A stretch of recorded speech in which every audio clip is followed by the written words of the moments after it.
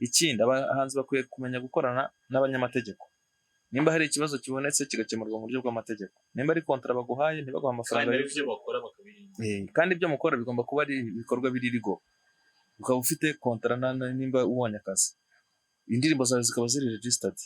Numvise incident yerutse kuba ngo ya Kenisoro ngo abitwa ba Bruce Intore ngo bayingana mu bikingo by'amabifu.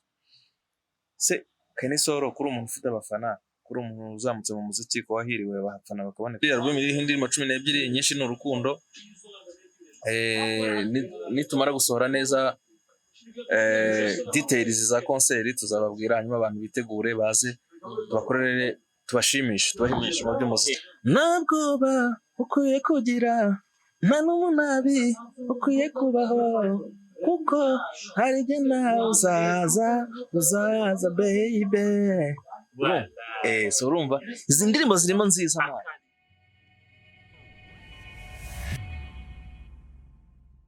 Twongeye kubasuhuza mwebwe mwese mukurikiye IKONIC live show. Aha turi bahita kuri Alcobra, na ahantu haherereye munsi ya RSSB, haba serivisi zitandukanye, ibyo kurya byiza bikundwa n'abantu baturuka mu nce zitandukanye zo ku isi. Hakaba na serivisi yo gufasha abantu bafite ibibazo by'uruhu, babakorera massage ndetse n'izindi serivisi zitandukanye zibafasha kugira ngo umubiri wabo urusheho kumera neza. Hakaba ari n'ahantu ushobora kuganirira, wakorera inama n'ibindi nk'ibyo. Ubu rero turi kumwe n'umutumirwa yitwa JOHN BLAIZE. Aratubwira byinshi, araza kugira umwanya wo kutuganiza ku rugendo rwe rwa muzika n'ibyo ateganya gukora. Ngiye murimo kumva nitwa Vibe. Reka tuze mu kanya tubagezaho byinshi twabateguriye. JOHN BLAIZE wallahi sha ikintu bita umuziki wundi ni wowe nawo pe. Ntubizi se mane ko umuziki ni danger, rimwe biraboneka igihe kiraboneka cyo gukora ubundi kikabura, ariko turimo mpaka tu.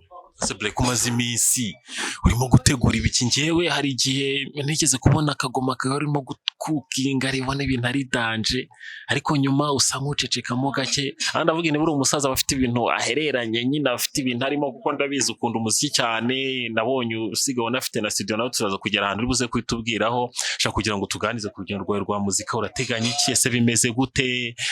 Urateganyiriza iki nyine abakunzi b'umuziki muri rusange? Urumva sometimes ntabwo ubuzima nyine ubuzima bw'umuntu abugizwe n'ibintu byinshi. Urumva nkora umuziki, mfite na music studio, ariko ndi n'umunyeshuri, ndi umunyamategeko.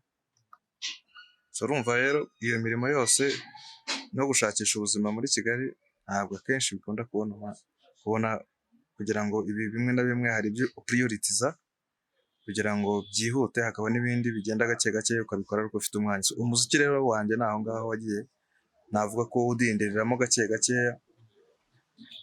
kubera ko urumva gutangira amashuri ukiga amategeko, kongera ukajya muri business, niyo mpamvu igenda ituma nyine sometimes ibintu bimwe na bimwe biza ubundi ibindi ntibikoreke ku murongo. Ariko ubundi byakabaye ari ngombwa ko music it's part of my project, so niyo mpamvu rero ngomba kubishyiramo ingufu cyane muri iyi minsi. JOHN BLAIZE, hari ikibazo nshaka kukubaza umbwize wo kuri. Urimo kwigira amategeko, ugiye kurangiza ibyo byose watangiye kuba n'umunyamategeko, ntekereza ko na service watangiye gutanga mu mategeko. Blay baguhitishijemo bakakubwira ngo ari umuziki n'amategeko, uhitemo ikintu kimwe uzakora cyonyine. Urumva igituma bikorwa gutya? Uko mbitekereza nekeza ko ari uko kimwe gifasha ikindi. Ufite ibindi bintu ukora biguha amafaranga atuma n'uwo muziki ubasha kuwukora, kuko umuziki n'ubundi usaba amafaranga atari na make. Ari uko guhitisha amategeko yareke usigarane umuzika wonyine, wahitamo iki Blay? Ntabwo icyo gisubizo kisa nkaho kigoye, but by my profession I'm a legal scholar, so by my passion I'm a musician. So byombi birunganirana, kubera ko kimwe gishobora kuzuza ikindi.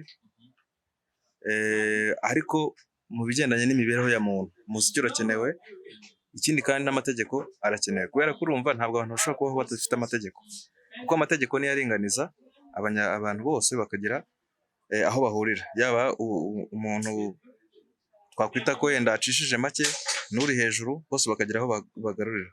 Ubundi niko kamaro k'amategeko, ni ukugira ngo abantu bose muri sosiyete babashe kungana kandi buri muntu wese abashe kubaho mu buryo bwe.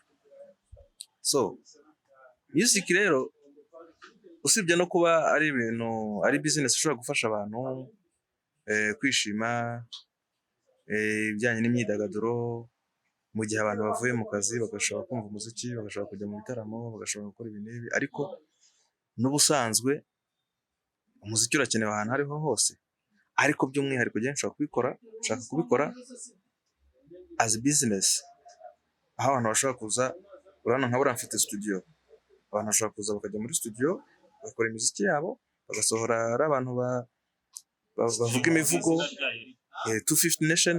So nivuga ngo muri 250 Nation abantu bashobora kuza bakavuga imivugo, bashobora kuza bagakodinga indirimbo, bashobora kuza bakora music videos, urumva ni production yose dukora. Hanyuma rero nyuma y'ibyo urumva iyo abantu ibyo bintu ubwabyo byinjiza amafaranga muri entertainment industry. So rero kuba ndi umunyamategeko ushobora no gukora iyo business birunganirana, kubera yuko at the same times abaturage cyangwa se abanyarwanda turabikeneye.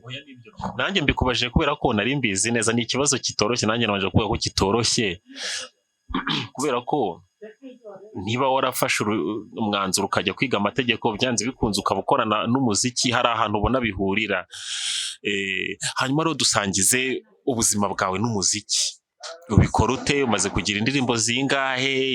Amagorwa uhura nayo nahe? Kuko nta nubwo ari n'ibintu byoroshye, umuziki uravuna, no kubivanga no kwiga no gushaka amafaranga ntibyoroshye, ubigenza ute? So music is a tough business. Ni ibintu bisaba akenshi, buriya njye nubaha umuntu wese waba waragerageje gukora umuziki. Nubwo kwandika indirimbo imwe, kwandika indirimbo si ibintu byoroshye, kuririmba indirimbo si ibintu byoroshye, ni nk'ibi byanyu mukora by'itangazamakuru. Gukora itangazamakuru nabyo si ibintu byoroshye. Sometimes abantu bakunda produit film, turashaka indirimbo ariko tunayibona nziza, ifite amashusho, ifite amavideo nako amaudio imeze neza, ariko muri make ntabwo ari akazi koroshye.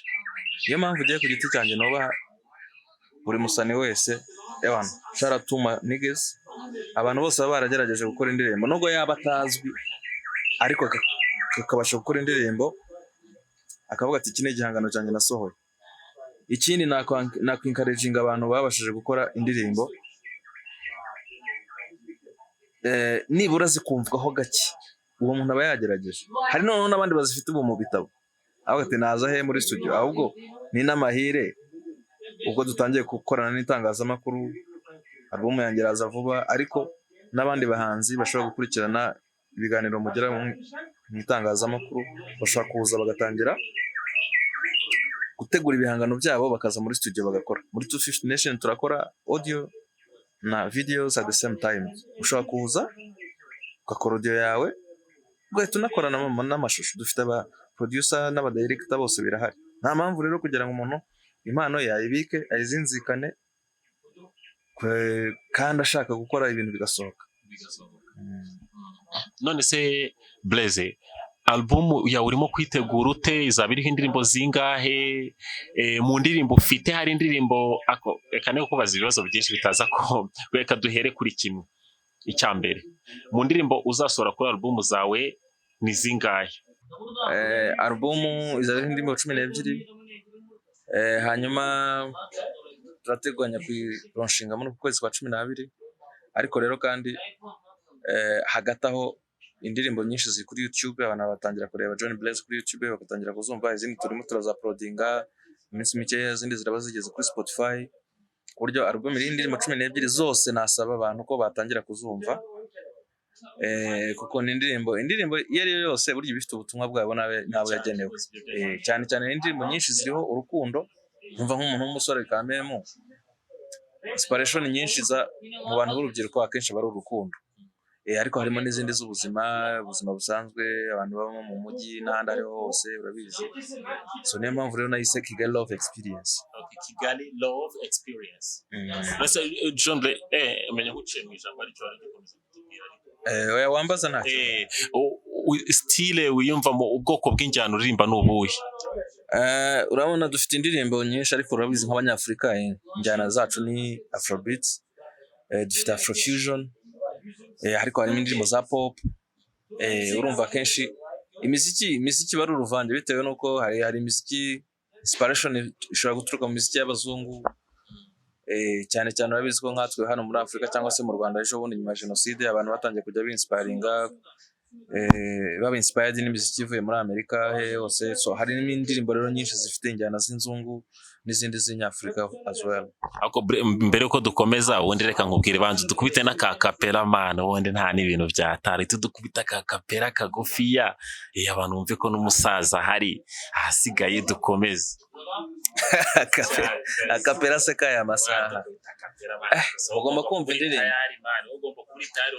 mugomba kubanza mukumva za ndirimbo. Ahubwo rero buritse aho ngo ndaza no kwibagirwa akantu nagombaga kukubaza man, mu ndirimbo zose umuntu akora haba harimo ingoma yemera, ibyo byo ntushake kumbeshya. Hari ingoma zose wakamenya tuvugisha kuri Blaise wowe nkabuno tuvuge umwana w'igikomangoma cyase nk'ipepi irenze ifunzemo neza wakinwe urumva ikazi kakubwira ati rero hari indirimbo nshaka kubibuze kuririmba mu munsi mukuru wanjye, ibintu nk'ibyo nko mu baby nko nyine bamwe bari hejuru za size we yakubwiye atuze kuza mu rugo nyine y'abana b'umubyeyi atuze kuza udushimishe Blaise, nawe ukavuga muri none ukabona mu ngo muri bubahe bakaba bagusabye izingana n'indirimbo 3 umwanya ufite ukabuza kumungana n'indirimbo 3 wabakubitizi kanumve.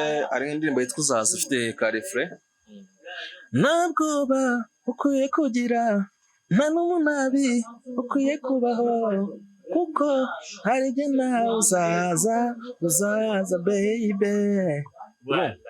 So urumva izi ndirimbo zirimo nziza kandi dukubita kandi wumvise ko ndi umunyamuziki kandi sinjya ntangwa mu birori. Harimo ibintu byinshi birimo hip hop, imiziki irimo irahari ya album. Reka nkwereke Blaise umuziki uraryoha mwana, umuziki uraryoha bro. None se bure ubu ngubu umwanya wo gutegura man ukaba concentre ukarwanda nabyo byatari we koko agatwiko ni ngombwa urumva. Ahubwo singi Kigali Love Experience cyakoze kandi umusaza babirimo we ariko man cyakoze bure cyakoze ikintu umaze kubona mwana ukunda umuziki papa, ukunda umuziki. Kuvuga ngo ni ikibazo cy'igihe gusa. Uku kwezi kwa 11 kurarangira album yamaze gusohoka.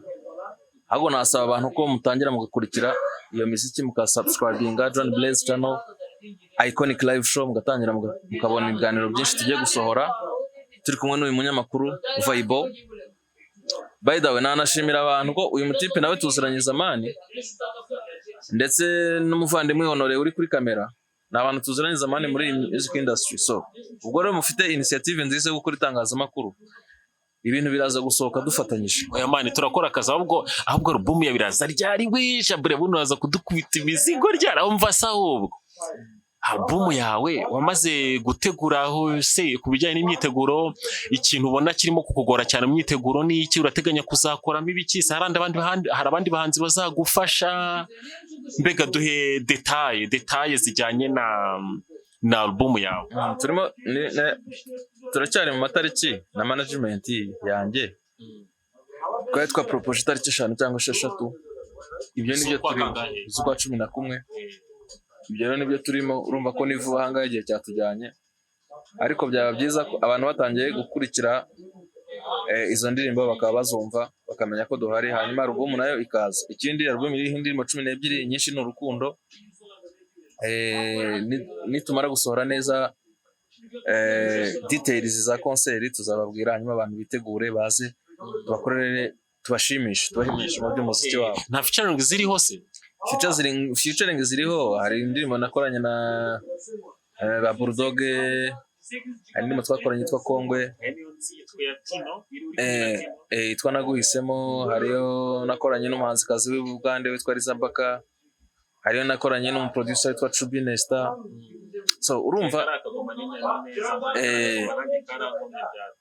indirimbo zirahari ahubwo icyo kenewe twebwe nuko twashyiramo ingufu, ariko namwe itangazamakuru turabashimira ko mushobora kutwegera. Oya turahari mwana, twebwe dukunda umuziki kabisa, umuziki mwiza, dutanga umusanzu tukabwira bagenzi bacu nta kibazo, kandi ibintu biza n'ahari amananiza, ntekeza ko navyo tukwiye kubwo kubigarukaho, kuko abahanzi shabrada, abahanzi baravunika kandi ikintu kijyanye n'imenyekanishwa ry'ibihangano byabo rirabavuna cyane, hakaba n'abacika intege n'inganzo zigakonja, hakaba n'ababicikiriza, kandi mu by'ukuri bari abantu baneze badufasha kunezerwa bakaduha umuziki mwiza. Ibyo byose biba, ahubwo ndifuza ko nabikomoza wowe bimeze bite ku bijyanye n'itangazamakuru se rifasha abanyamuziki, n'izindi ngorane uhura nazo muri uru rugendo rwo kubaka umuziki wawe, ni izihe, bimeze bite?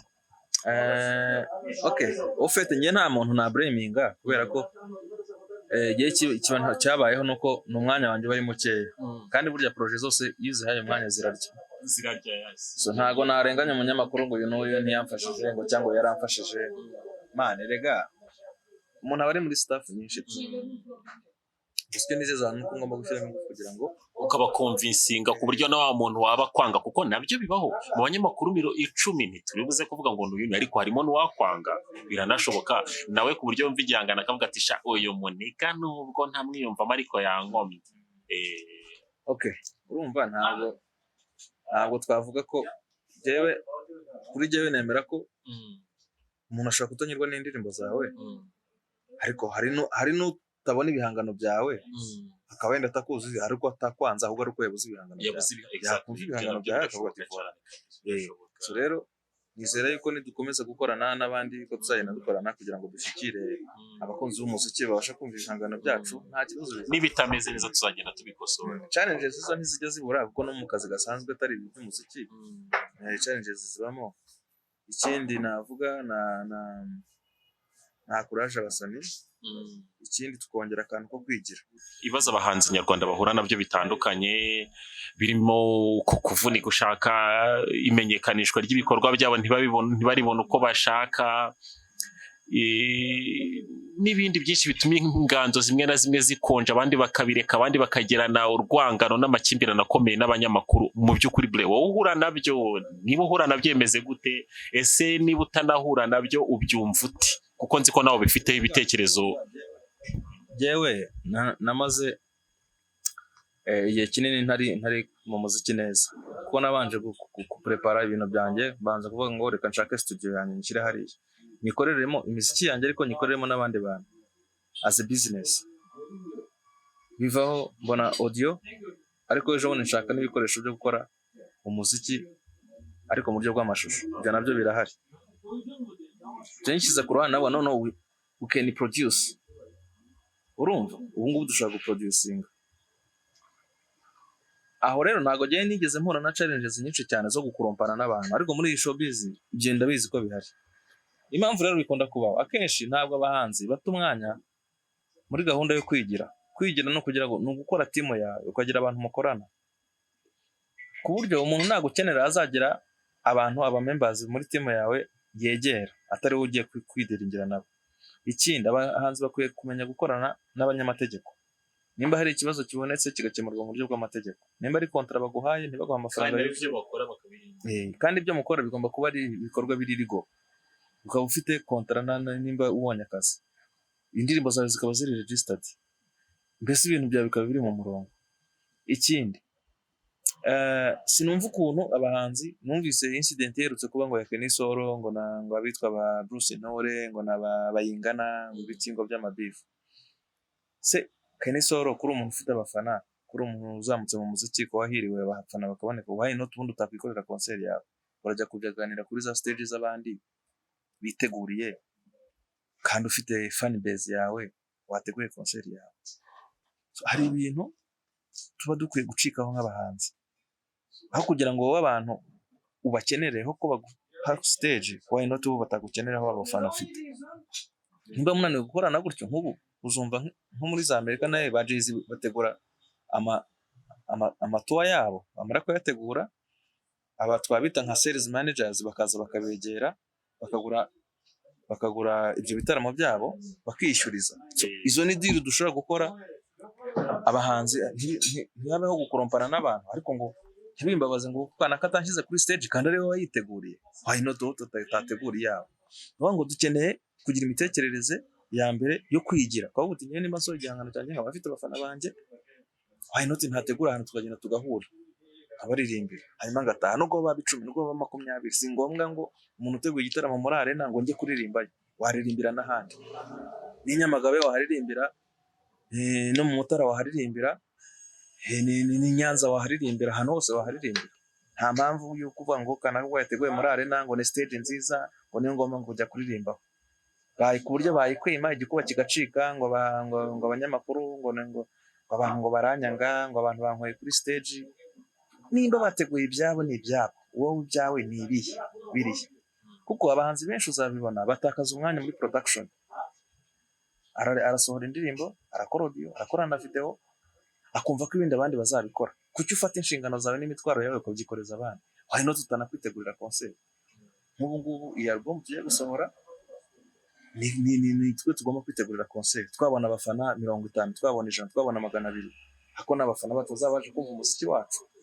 Ibyo ni nako i Burayi bimeze, ni nako muri Amerika bimeze, nako za South Africa bameze. Buri muhanzi agira timu ye, agira imikorere ye itandukanye n'iy'abandi. Si ngombwa ko umuhanzi asohora igihangano ngo ajye kwiruka yirukanka inyuma y'abantu ngo nimumfashe ngo mbone stage, ngo nimumfashe muri ibi n'ibi. Ushaka kuba udafite uburyo bwo kubwitegurira, ugashaka abo mukorana, ariko mugakorana mu buryo bw'amasezerano. Aho nibo ibyo bibazo bizagenda bikemuka bikagabanuka. Nizo rwaserera zose ni kuguterana amagambo, hamwe ngo ntibishyurwa, handi ngo barishyurwa, nabwo ngo bakishyurwa make, abanyamahanga ngo bagahabwa menshi. Nimba uri umuhanzi ufite izina, ufite abantu bawe bagukurikira, why not ukomeza gutakaza umwanya ngo kanaka ngo yandebye nabi ngo donc utwo tuntu twose dukwiye kudukemura.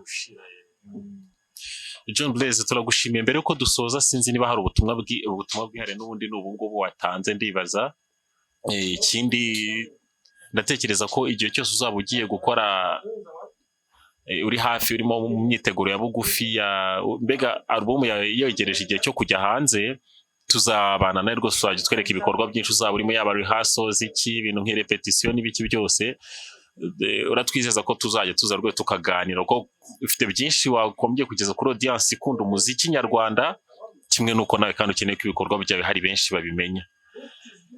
Urumva ubu ngubu amaso yanjye ari muri showbiz cyane, kubera yuko urumva studio irahari kandi ikeneye gukora, abahanzi bakeneye gusohora ibihangano byabo.